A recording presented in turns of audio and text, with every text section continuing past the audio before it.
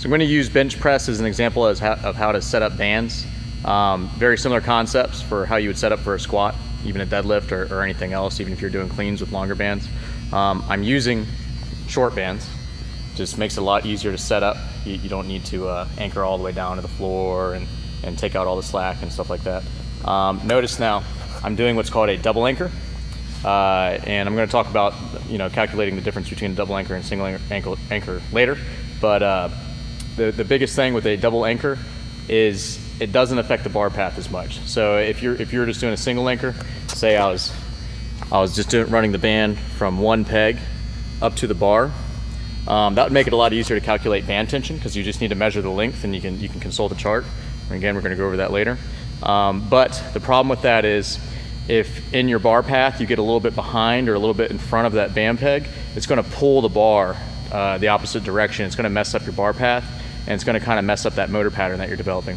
When you set up the bands like this in this triangle with that double anchor, there's sort of a buffer effect. So if you get a little bit too far back or a little bit too far forward, the tension on the other side kind of balances it out.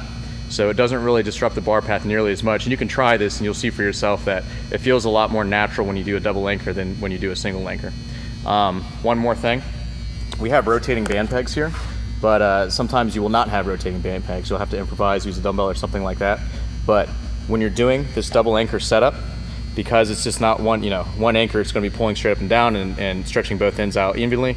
On this, there's a chance that if there's too much friction, if this does not rotate, that maybe this band will have a little bit more tension than this band because of how it's getting caught up down here. What you need to do is first, it helps a lot to have rotating band pegs, but even if you don't, or even if you do, I went ahead and I put some 3-in-1 oil on there. It just lubes it up so the band will slide freely over that peg. And again, that's just to make sure that both sides of this triangle are pulling with even tension. And again, that's a important thing to consider when you're trying to preserve the bar path. And I have set up both sides the same way. Next, I'm going to show you the first step in calculating band tension, and it's basically to just measure the distance between the band pegs and the barbell when the barbell is at full lockout.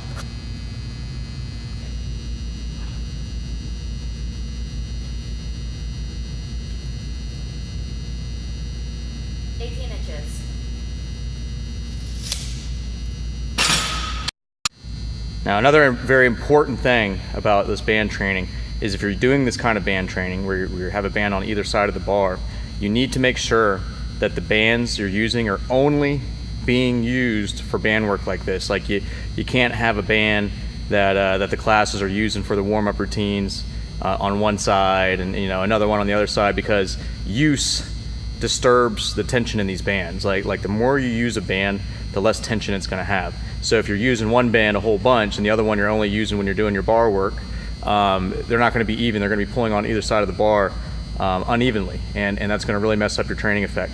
So you can see here, you can kind of test to make sure the tension's correct by just hanging the bands like this next to each other, and they should be the same length. These bands have only ever been used for barbell band work, and they've never been used for anything else on an individual basis, so that the tension's going to be equal. So even though it might not have the same tension in it as the day that we got it, at least we know that there's the same amount of wear on both of these bands. If they start to get out of sync, then you just screwed up the bands. You're going to have to get a new set.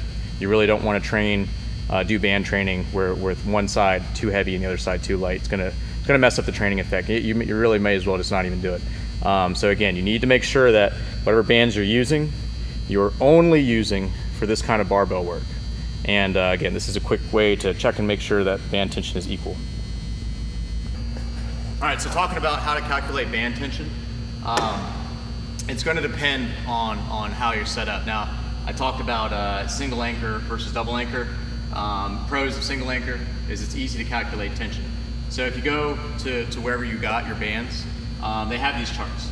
So and in my example, I'm using an Elite FTS short mini band. It's that red short band. It's going to have length. So when it's saying length, it means when you stretch it out. So you're considering both halves of the band. So really, if you're going to cut the band in half, which you wouldn't want to do that, you would want to use half of that length, because this is the length it's talking about. So in your single anchor setup, all you need to do is measure the distance between the anchor and the barbell, and that's going to be pretty close to what it says on the chart. So say this is 24 inches from barbell to anchor, and that's going to be 47.2 pounds of tension at the top of the motion. If you wanted to get really intricate with this, you could also measure the distance to the bottom of the motion, and you could get a range of weights. So you'd know how heavy it was at the bottom, how heavy it was at the top. Right now, just for simplicity's sake, I'm only going to be talking about calculating band tension at the top of the motion. Okay. So again, with single anchor, it's easy to calculate the tension. All you have to do is measure, consult the chart. It's very easy to set up, but the bad part is it can disrupt your bar path, and it's really hard to get around that. So I really don't recommend doing this way. I think it's worth the extra work to use a double anchor because it's not going to disrupt your bar path as much. But when you're using the double anchor, even though it preserves the bar path, and it's easy to double band, basically increase how much resistance you're adding as you go up. It's much more difficult to calculate the tension. You have to use a little bit of trigonometry, the Pythagorean theorem. A squared plus b squared equals c squared actually comes in use. Running through the calculation real quick. So you saw Olivia measure the distance from the band pegs to lockout. That's where I got this 18-inch figure. So from the bottom of the triangle to the top, that is our A, and that A squared plus B squared equals C squared. Your B, you measured the distance between the pegs and the bottom, and you cut that in half because you're looking at just half of this triangle here. So the whole distance was 17 inches, half distance is 18.5 inches. So that's your B. We plug it all in. We got A is 18, B is 8.5. When you square these, that's 324 plus 72.25, that's equal to C squared. You add these up, it's 396.25 is equal to C squared. Divide the square root of that, you get the length of this third leg here, your hypotenuse, that's 19.9 inches. So whether you're single banding or double banding, that calculation is going to be the same. The difference is you're looking at half of the total perimeter.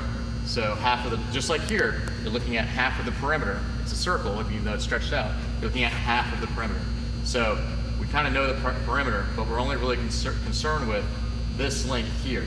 So from the midpoint and this side here, that's the length we're concerned with. So we know that half of that 17, that's 8.5 inches. All you have to do is add that to that C that we now know from doing this calculation, 19.9. We did that up here, and it's 28.4 inches. So now you have something you can use for this chart. We look on here, 28.4, it ends up being,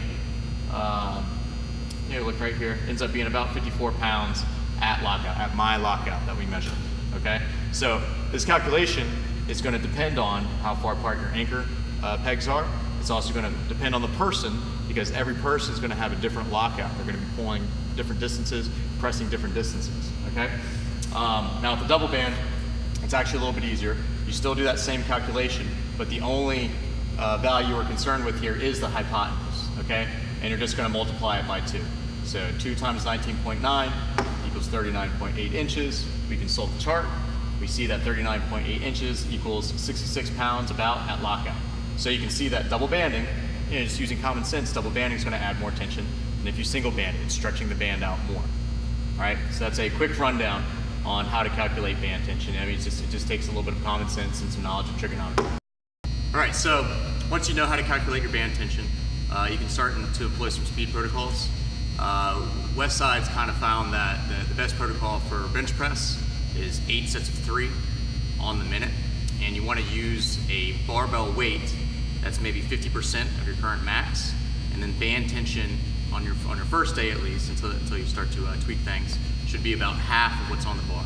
So just for simplicity's sake, if you had 200 pounds on the bar, these bands would be appropriate because they're adding another 100 pounds of band tension at the top. So again, the protocol they recommend is 8 sets of 3, and those reps should be done very quickly. In part 1 of my blog, I talked about how the best part of using bands is the overspeed eccentrics. That means that it's actually pulling the weight down faster than gravity would alone. It's almost like adding extra gravity to the movement. And that makes this a very good way of kind of training plyometrics, or the stretch shorten cycle of the bench press. So you wouldn't really want to use bands for like pause work or for like really heavy grind work or anything where you're actually starting in the bottom instead of starting at the top. In that case, you could still use it for accommodating resistance, but then there wouldn't really be much of a difference between using bands and using chains. Again, the beauty of using bands is that overspeed eccentric. It's gonna pull you down faster than you could pull the bar down yourself. So when you're doing these reps, you really wanna focus on exploding out of the bottom. You're gonna go down as fast as you can and go back up. Now I'm just using the barbell to kind of show the technique, but you're basically trying to put as much effort into that lightweight as you would if it were like as heavy as possible. You're really trying to always go as fast as you can, fast down and fast up, not just fast in one direction. So notice I've set these band pegs so that there's tension on the entire motion. Even in the bottom of the range of motion, there's still tension on. A big mistake a lot of people make when they're setting up their bands for their squats or their deadlifts is they leave slack at some portion in the movement. Say you go down too low, all of a sudden there's slack in the band, you're not even getting any tension out of the band anymore, so you're not getting that overspeed eccentric through the entire range of motion, which is very important. So I made sure that this band peg here, the spotter arm, was set low enough so that even in the bottom of my bench press, there's still tension on the band, okay? And I'm not bottoming out, I'm not hitting the pins or anything like that. So when you do your 8 sets of 3, it's more important focusing on that bounce out of the bottom, but you want generally the entire set to be fast. So I'm here, so fast, okay? Again, trying to go down fast. That's the beauty of the bands. It's gonna pull the bar down faster than gravity would alone, and it gives you get the training effect out of fighting it back up, switching directions as forcefully as possible. So if you're gonna do squat, Westside recommends 8 sets of 2 on the minute. They just found it works better. If you're doing heavy pulls off the ground, again, if you're using bands, you're not really taking advantage of that overspeed eccentric unless you're doing like touch and go reps or something like that after the first rep.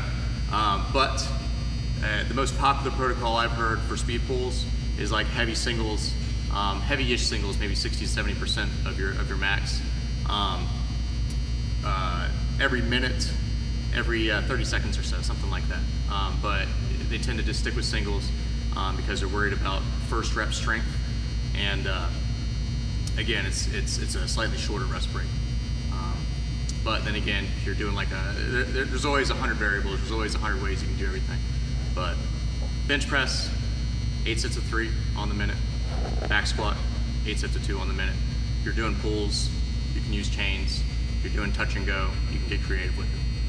But quick overview on bands, how to calculate band tension, what situation you use them for. Just wanted to go over how to set this up. You know, I'd rather, if anybody at the gym is going to be doing this, that you have a coach kind of walk you through it, make sure you're doing it right the first time you do it. But we have this new equipment here that allows you to easily set up for banded squats and banded bench press. So this is kind of giving you a starting point on how to take advantage of the equipment.